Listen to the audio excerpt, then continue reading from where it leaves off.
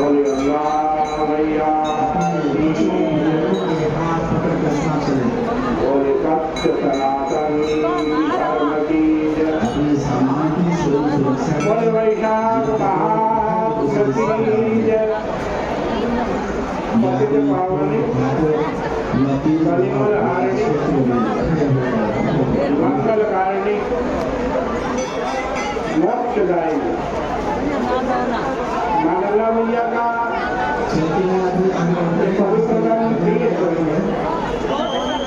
हर की बेटी ब्रह्मकुंड है।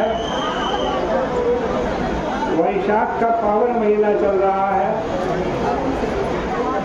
वैशाख महात्मा के 8वें अध्याय पर हम पहुँचे हैं। मिथिला देश के राजा श्रुतकीर्ति जी सुखदेव जी से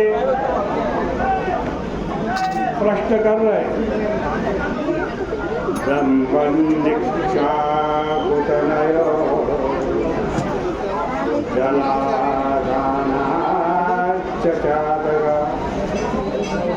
त्रिवारमभवत्पश्चन् मर्जरे गृहभोजिका।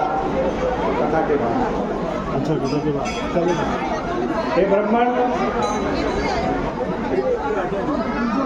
इक्ष्वाकु वंश का पुत्र जल दान न करने के कारण 3 बार चातक हुआ।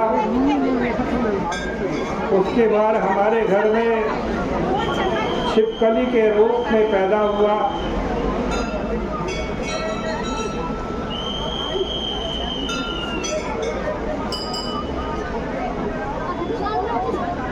ब्राह्मण देवता किए गए कर्म के अनुसार उसे उचित ही फल मिला, क्योंकि उसने सज्जनों की सेवा नहीं की। अतः गीध एवं कुत्ते की योनि में 7 बार जन्म मिला। आपने जो ये बतलाया मुझे उचित नहीं जान पड़ा, क्योंकि उसने न तो संतों को दोष दिया, न ही पाप किया, और कोई उनका उपकार भी नहीं किया। इसलिए सेवा न करने से उसे फल नहीं मिले, ये तो उचित है। लेकिन उसने किसी का अपमान नहीं किया, संतों को दुख नहीं दिया, कष्ट नहीं दिया।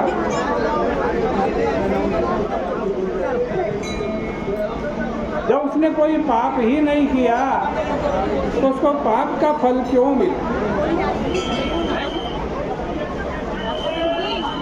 ठीक है, पुण्य नहीं किया तो पुण्य का फल नहीं मिलना चाहिए, लेकिन पाप नहीं किया तो फिर भी पाप का फल उसको क्यों मिला?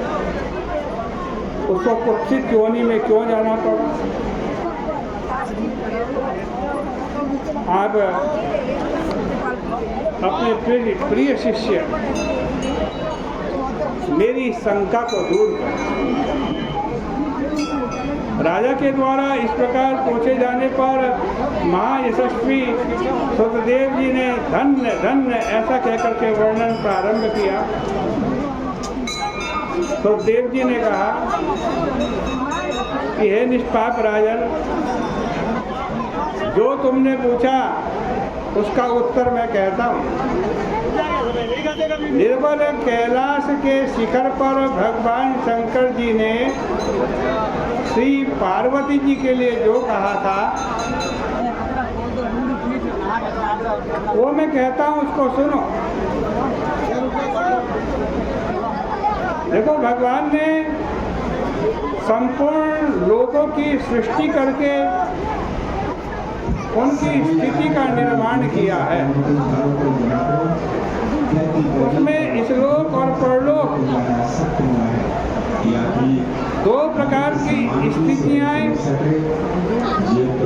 एवं विधियां बनाई हैं और प्रत्येक की स्थिति के लिए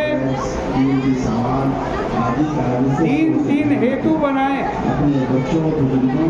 एक जलदान करना,